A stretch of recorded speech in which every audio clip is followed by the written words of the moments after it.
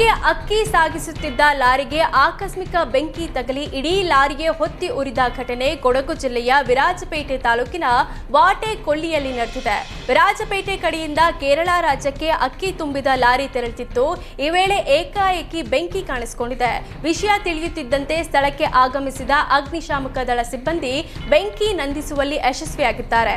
ಲಾರಿಯಲ್ಲಿದ್ದ ಬಹುತೇಕ ಅಕ್ಕಿ ಚೀಲಗಳೆಲ್ಲವೂ ಬೆಂಕಿಗೆ ಆಹುತಿಯಾಗಿದ್ದು, ಲಾರಿಯ ಹಿಂಭಾಗಕ್ಕೂ ಬೆಂಕಿ ಆವರಿಸಿ ಭಾರೀ ನಷ್ಟ ಉಂಟಾಗಿದೆ. ಘಟನೆ ಸಂಬಂಧ ವಿರಾಜಪೇಟೆ ಗ್ರಾಮಾಂತರ ಪೊಲೀಸ್ ಠಾಣೆಯಲ್ಲಿ ಪ್ರಕರಣ ದಾಖಲಾಗಿದೆ. ದಾವಣಗೆರೆಯಲ್ಲಿ ಸಿಲಿಂಡರ್ ಸ್ಫೋಟವಾಗಿದ್ದು ಕಿರಾಣಿ ಅಂಗಡಿ ಬೆಂಕಿಗೆ ಆಹುತಿಯಾಗಿದೆ. ಹನುಮಂತಾಪುರದ ಗೊಲ್ಲರಹಟ್ಟಿಯಲ್ಲಿ ಈ ಘಟನೆ ನಡೆದಿದ್ದು, ಗ್ರಾಮದ ಕುಮಾರ್ ಎಂಬವರಿಗೆ ಸೇರಿದ ಕಿರಾಣಿ ಅಂಗಡಿಗೆ ಬೆಂಕಿ ಬಿದ್ದಿದೆ. ಸಿಲಿಂಡರ್ ಸೋರಿಕೆಯಿಂದ ಬೆಂಕಿ ಕಾಣಿಸಿಕೊಂಡಿದ್ದು, ಬೆಂಕಿ ಕಾಣಿಸಿಕೊಳ್ತಿದ್ದಂತೆ ಜನರು ಓಡಿ ಹೋಗಿದ್ದಾರೆ. ಅದೃಷ್ಟವಶಾತ್ ಯಾವುದೇ ಪ್ರಾಣಾಪಾಯ ಸಂಭವಿಸಿಲ್ಲ. ಅಂಗಡಿಯಲ್ಲಿದ್ದ ಎಲ್ಲಾ ಸಾಮಗ್ರಿಗಳು ಸುಟ್ಟು ಕರಕಲಾಗಿದ್ದು, ಸ್ಥಳಕ್ಕೆ ಅಗ್ನಿಶಾಮಕ ದಳ ಸಿಬ್ಬಂದಿ ಭೇಟಿ ನೀಡಿ ಬೆಂಕಿ ನಂದಿಸಿದ್ರು. ಜಗಳೂರು ಪೊಲೀಸ್ ಠಾಣಾ ವ್ಯಾಪ್ತಿಯಲ್ಲಿ ಪ್ರಕರಣ ದಾಖಲಾಗಿದೆ.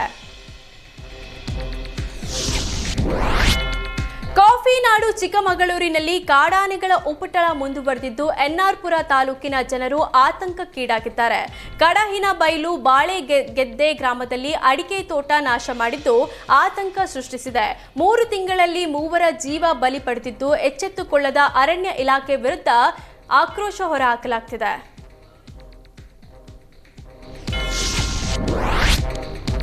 ಐತಿಹಾಸಿಕ ಹಂಪಿ ಉತ್ಸವಕ್ಕೆ ದಿನಗಣನೆ ಶುರುವಾಗಿದ್ದು, ಈ ಬಾರಿ ತಾರಿಯರ ರಂಗು ಜೋರಾಗಿರಲಿದೆ. ಸಿನಿಮಾ ಕಲಾವಿದರು ಹಂಪಿ ಉತ್ಸವದಲ್ಲಿ ಭರ್ಜರಿ ಪ್ರದರ್ಶನ ನೀಡಲಿದ್ದು, ನಟ ಉಪೇಂದ್ರ, ರಮೇಶ್ ಅರವಿಂದ್, ಶಿವರಾಜ್ ಕುಮಾರ್, ನಿರ್ದೇಶಕ ತರುಣ್ ಸುಧೀರ್ಗೆ ಆಹ್ವಾನ ನೀಡಲಾಗಿದೆ. ನಟಿಯರಾದ ಐಂದ್ರಿತಾ ರಾಯ್, ಅನು ಪ್ರಭಾಕರ್, ಅಶ್ವಿನಿ ಪುನೀತ್ ರಾಜ್ಕುಮಾರ್, ಅನುಶ್ರೀಗೆ ಆಹ್ವಾನ ಕೊಡಲಾಗಿದ್ದು, ಹಂಪಿ ಉತ್ಸವದ ಮೊದಲ ದಿನದ ಕಾರ್ಯಕ್ರಮದಲ್ಲಿ ಸ್ಯಾಂಡಲ್ವುಡ್ ತಾರಿಯರು ಭಾಗಿಯಾಗಲಿದ್ದಾರೆ. ಇನ್ನು ಸಂಗೀತ ನಿರ್ದೇಶಕ ಅರ್ಜುನ್ ಜನ್ಯ ಸೇರಿದಂತೆ ಬಾಲಿವುಡ್ ಸಂಗೀತ ನಿರ್ದೇಶಕರು ಮತ್ತು ಸಂಗೀತಗಾರರಿಂದ ಸಂಜೆ ಕಾರ್ಯಕ್ರಮಗಳನ್ನು ಏರ್ಪಡಿಸಲಾಗಿದೆ.